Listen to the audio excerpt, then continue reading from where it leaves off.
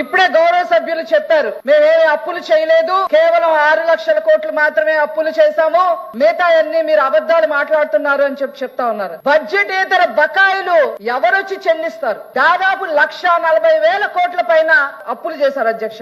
నేను ఎక్కువ విషయాలకు పోను అధ్యక్ష, కొన్ని క్లుప్తంగా చెప్తాను. జగన్మోహన్ రెడ్డి గారి హయాంలో ఆర్థిక శాఖకి 19,549 కోట్ల రూపాయలు బకాయిలు పెట్టారు అధ్యక్ష. నీటిపారుదలకి 19,324 కోట్లు, గ్రామీణాభివృద్ధికి 14,613 కోట్లు, పరిశ్రమలకి 11,859 కోట్లు, గృహ నిర్మాణానికి 7,802 కోట్లు, మున్సిపల్ కి 7,729 కోట్లు, పెట్టుబడులకి 7,610 కోట్లు, వైద్య ఆరోగ్యానికి 6,486 కోట్లు, విద్యాశాఖకి 4,526 కోట్లు, ఉద్యోగులకు బకాయిలు అయితే చెప్పనక్కర్లేదు అధ్యక్ష. 20,000 కోట్లు బకాయిలు పెడితే ఆ బకాయిలన్నీ ఒక్కొక్కటిగా తీర్చుకొస్తున్నారు అధ్యక్ష. మీరు దానికి టైం ఇస్తే నేను విడిగా మాట్లాడతాను అధ్యక్ష. తర్వాత గౌరవ సభ్యులు మాట్లాడుతున్నారు అధ్యక్ష, ఏమని మేమేదో చాలా హామీలు ఇచ్చేసాము, 113 హామీలు మీరు తీర్చలేదు అని వారు మాట్లాడుతూ ఉన్నారు అధ్యక్ష. మేము వచ్చి 9 నెలలు అయింది అధ్యక్ష. 9 నెలల్లో సర్వైవల్ కోసం, సూపర్ 6 అమలు చేయడం కోసం నానా తంటాలు పడి వాళ్ళు FRBM నిబంధనలు కూడా ఉల్లంఘించేసి చేసిన కార్యకలాపాలని కూడా సరి చేస్తూ ముందుకు వస్తాం అధ్యక్ష. ఏంటి నేను మాట్లాడండి దయచేసి. జగన్మోహన్ రెడ్డి గారు 1 సంవత్సరం కాదు 5 సంవత్సరాల్లో మేము వచ్చిన 9 నెలల్లోనే మేము వచ్చిన 9 నెలల్లో 113 హామీలు చేయలేదని చెబుతున్నారు. మీరు 5 ఏళ్లలో నవరత్నాలకు సంబంధించి 199 హామీలు ఉంటే కనీసం 50 హామీలు కూడా తీర్చలేదు అధ్యక్ష. పాదయాత్రలో జగన్మోహన్ రెడ్డి గారు రాష్ట్ర స్థాయిలో ఇచ్చిన హామీలు 51 ఉంటే అందులో 20% కూడా మీరు చేయలేదు అధ్యక్ష. ప్రజల డబ్బుతో, ప్రజలు కట్టిన పన్నుల డబ్బుతో చంద్రబాబు నాయుడు గారి ఇంటి పక్కన ప్రజావేదిక ఉండకూడదని చెప్పి దాని మీద ఖర్చు పెట్టిన దాదాపు 10 కోట్ల పైన ఖర్చు పెడితే ఏ మాత్రమైనా ఇది ప్రజల సొమ్ము అనే అవగాహన లేకుండా అధికారం ఉంది కదా అని చెప్పి కూల్చేసిన విషయం విధ్వంసం కాదా అధ్యక్ష?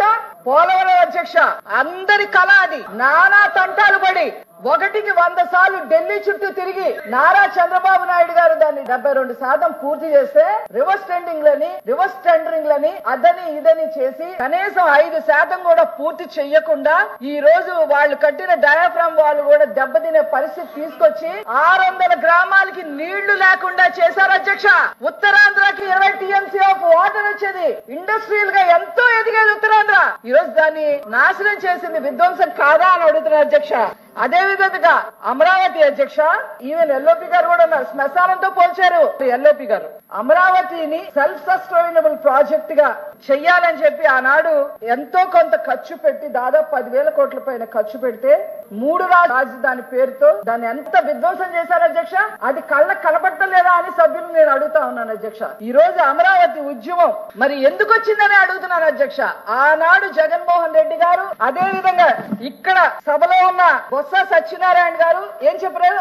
11/6/19 రాజధాని పనులు కొనసాగుతాయి, మీకేం పర్లేదు అని చెప్పి ఎల్ఓపి గారు చెప్పారు అధ్యక్ష. రాజధాని నిర్మాణం పనులపై ఎటువంటి అపోహలు పెట్టుకోవద్దు అని చెప్పి 15/6 మళ్ళీ 2019లో చెప్పారు అధ్యక్ష. మంచి రాజధాని మేము నిర్మించేస్తాం అని స్టేట్మెంట్లని ఎల్ఓపి గారు ఇచ్చారు అధ్యక్ష. 18/7/29 రాజధాని సురక్షితంగా ఉంటుంది అని కూడా చెప్పారు అధ్యక్ష 2019లో. తర్వాత జగన్మోహన్ రెడ్డి గారి మాట మారిపోయింది, మరి సీనియర్ సభ్యులైన ఎల్ఓపి గారి మాటలు కూడా మారిపోయాయి. శ్మశానంతో పోల్చారు అధ్యక్ష. ఉద్యమం చేస్తే రైతులు నోరు తెరిస్తే కేసు అధ్యక్ష. ఇంటి ముందు జై అమరావతి అని ముగ్గేస్తే కేసు అధ్యక్ష. మాస్క్ పెట్టుకోలేదని కేసు అధ్యక్ష. అమరావతి జెండా పట్టుకుంటే కేసు అధ్యక్ష. గట్టిగా గళమెత్తితే కేసు అధ్యక్ష. చివరికి అమ్మవారికి, కనకదుర్గ అమ్మవారికి పొంగళ్లు సమర్పించకుండా సమర్పించడానికి దుర్గ గుడికి వెళ్తే దానిపైన కేసు అధ్యక్ష. ఇట్లాగా ఒక్కొక్కరి పైన 3,000 మంది రైతుల్ని, మహిళల్ని ఇబ్బంది పెట్టి ఒక్కొక్కరి మీద ఒక కేసు కాదు అధ్యక్ష, 25 కేసులు 30 కేసులు పెట్టి అమరావతిని సర్వనాశనం చేసి విధ్వంసం చేసి ఈ రోజు మేమే విధ్వంసం చేయలేదని మాట్లాడటం ఇంతకన్నా అక్కడ ఉందా అధ్యక్ష? తర్వాత అధ్యక్ష ఇంకో విషయం అధ్యక్ష, అన్న క్యాంటీన్లు ఏం చేసినాయి అధ్యక్ష?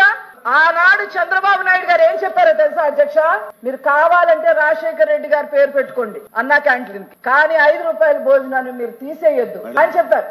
పేదవాళ్ళకి 5 రూపాయలతో భోజనం దొరకకూడదు, పేదవాళ్ళు బానిసల్లాగా బతకాలి అని చెప్పి చేసి అన్నా క్యాంటీన్ తీసేశారు అధ్యక్ష. దాని విధ్వంసం కాక ఏమంటారు అధ్యక్ష, దానికి ఏమంటారని చెప్పి ఈ సందర్భంగా నేను అడుగుతున్నాను అధ్యక్ష.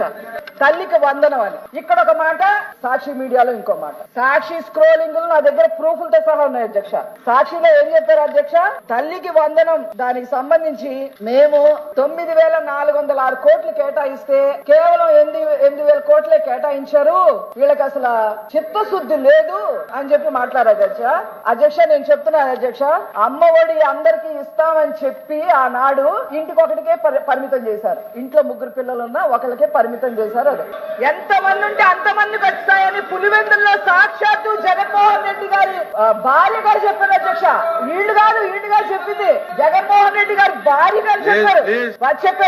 చెప్పి ఏం చేశారు అధ్యక్ష, తల్లికి వందనం 15,000 కాకుండా 13,000 చేసి అది ఒక్కరికే ఇచ్చారు అధ్యక్ష.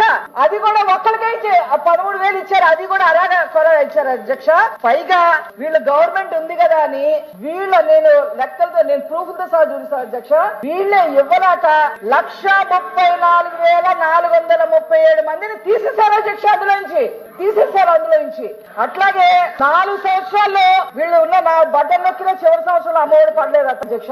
కాకపోతే ఈ 4 సంవత్సరాల్లో 26,000 కోట్లు వీళ్ళు కేటాయించారు కానీ ఖర్చు పెట్టలేదు. కానీ మద్యపాన నిషేధం ద్వారా మాత్రం డిజిటల్ కరెన్సీ కూడా తీసుకోకుండా ఎంఆర్పీ రేట్లు పాటించకుండా అన్ని తీసి పక్కన పెట్టి 26,000 కోట్లు ఇచ్చి 94,516 కోట్లు వసూలు చేశారు అధ్యక్ష. వీళ్ళు అమ్మఒడి గురించి మాట్లాడతారా అని నేను అడుగుతున్నా అధ్యక్ష. తర్వాత అధ్యక్ష దీపం పథకం అధ్యక్ష, దీపం పథకం నుంచి తప్పుడు లెక్కలు మాట్లాడుతున్నారు అధ్యక్ష. దీపం పథకంలో 93 లక్షల మంది లబ్ధిదారులు ఉంటే వాళ్ళందరికీ బుక్ చేసుకున్న 48 గంటలకే వాళ్ళకి గ్యాస్ సిలిండర్ ఇస్తుంటే 48 గంటల్లోనే వాళ్ళ ఖాతాల్లోకి 800 నుంచి 860 రూపాయల వరకు వాళ్ళ ఖాతాల్లోకి వెళ్తుంటే హర్షించాల్సింది పోయి అధ్యక్ష ఈ రోజు దీపం అసలు మీరేం చేశారు అధ్యక్ష, జగన్మోహన్ రెడ్డి గారు చంద్రబాబు నాయుడు గారు దీపం పథకం ప్రవేశపెట్టారని దాన్ని తీసి మహిళల పట్ల ఏ మాత్రం చిత్తశుద్ధి లేకుండా తీసి అవతల బారేసి ఈ రోజు దీపం పథకం గురించి మాట్లాడతారు ఏంటి అధ్యక్ష. ఆనాడు కొన్ని పరిస్థితుల వల్ల కేంద్ర ప్రభుత్వం ఒక్కొక్క గ్యాస్ సిలిండర్ 1,100కి అమ్మితే వీళ్ళు మెజారిటీ ఎంపీలు ఉన్నా కూడా ఏనాడు క్వశ్చన్ కూడా చేయలేదు అధ్యక్ష. అన్నదాత సుఖీభవ అధ్యక్ష. మీరేం చెప్పారు అధ్యక్ష, జగన్మోహన్ రెడ్డి గారు ఆనాడు ఏం చెప్పారు అధ్యక్ష, మేము 12,500 ఇస్తాం, కేంద్రంతో కలిపి 6,000 ఉంటుంది, మొత్తం కలిపి 18,500 మీకు వస్తాయని చెప్పి 50 లక్షల పైన మంది రైతులుంటే వాళ్ళని 43కో 44 లక్షలకో కుదించేసి కేవలం 7,500, అది 4 విడతలుగా, ఒకసారి 2,000, ఒకసారి 1,500, ఒకసారి 1,000 రూపాయలు. వాళ్ళ ఇష్టం ముష్టి పడేసినట్టు పడేశారు అధ్యక్ష. రైతులకి ఉచిత బస్సు గురించి మాట్లాడుతున్నారు అధ్యక్ష. ఆల్రెడీ నారా చంద్రబాబు నాయుడు గారు అట్లాగే మా సంబంధిత మంత్రులు చెప్పారు అధ్యక్ష, ఉగాది నుంచి ఉచిత బస్సు ప్రయాణం చేస్తా ఉంది, దానికి ఏం కేటాయించలేదు అంటారు అధ్యక్ష. రవాణా శాఖ కేటాయించింది వీళ్ళు కనపట్టలేదా నేను అడుగుతున్నాను అధ్యక్ష. అందులో 8,300 కోట్ల పైన కేటాయిస్తే మీరు ఉచిత బస్సుకి ఏం కేటాయించలేదు, ఏం మాట్లాడలేదు అని మాట్లాడుతుంటే ఏం చెప్తారు అధ్యక్ష. చివరిగా అమరావతి గురించి సార్, అమరావతిలో అసలు బడ్జెట్ కేటాయించలేదని చెప్తున్నారు అధ్యక్ష. వాళ్ళు మాట్లాడిన మాటలు నేను ఒకసారి చెప్తాను అధ్యక్ష.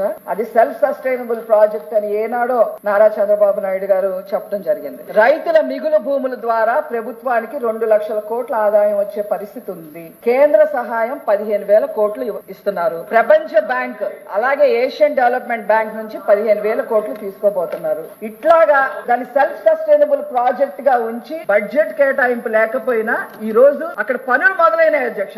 వీళ్ళు నిర్వీర్యం చేసినవన్నీ పనులు మొదలు పెట్టి ఈ రోజు ఒక గాడిన పెడుతుంటే అప్రిషియేట్ చేయాల్సింది పోయి ఈ రోజు మళ్ళీ అమరావతి మీద బురద చల్లే ప్రయత్నం చేస్తున్నారు అధ్యక్ష. చివరిగా అధ్యక్ష నాకు చాలా బాధగా ఉంటది అధ్యక్ష, నేను ఈ ప్రాంతంకి సంబంధించిన దాన్ని కాబట్టి వీళ్ళు చూడండి అధ్యక్ష, పోలీసులను అడ్డు పెట్టుకొని ఎలాగా ఆడవాళ్ళని హింసించారు అధ్యక్ష. అమరావతి వాళ్ళని చూడండి అధ్యక్ష, కడుపుతో ఉన్న అమ్మాయిని బూటుకాలతో తనిచ్చారు అధ్యక్ష ఈ ప్రభుత్వం. ఆ అమ్మాయికి ఈ రోజు కూడా మళ్ళీ ఆ అమ్మాయికి పిల్లలు పుట్టలేదు అధ్యక్ష. ఈ రోజుకి పిల్లలు పుట్టలేదు అధ్యక్ష. ఎంత బాధగా ఉంటుంది అధ్యక్ష. ఏదో రాజకీయంగా మాట్లాడాలి కాబట్టి మాట్లాడుతున్నారు కానీ అసలు ఆడవాళ్ళ మీద మీకు ఏం చిన్న అధ్యక్ష. బూత్ కాలతో కన్నిచ్చారు మీరు.